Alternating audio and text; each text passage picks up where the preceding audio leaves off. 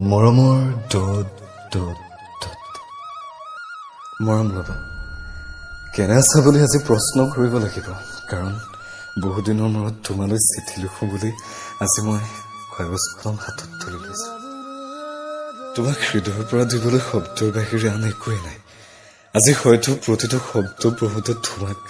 তোমাৰ অস্তিত্বহীন প্ৰেমিকৰ কথা সোঁৱৰাই দিব ভাগি যোৱা হৃদয়খনৰ কান্দোন শুনিবলৈ কোৱা নাই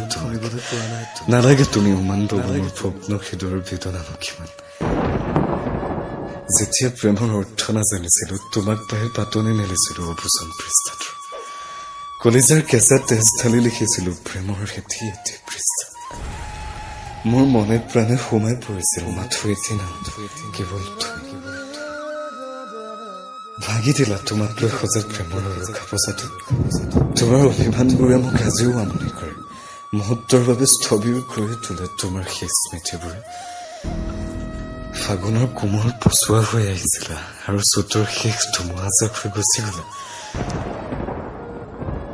এতিয়াতো তুমি বহু দূৰত নালাগে মোৰ সৰুপতি আহিব মাথো ফাগুন আহিলে খবৰ এটা ল'বা কাৰণ বসন্তৰ আগমনেতো গছতো নতুনকৈ কুঁহিপাত উলিয়াই বহাগত মোৰ বিয়া খবৰটো দিলো দেখা দিবলৈ নালাগে আহিব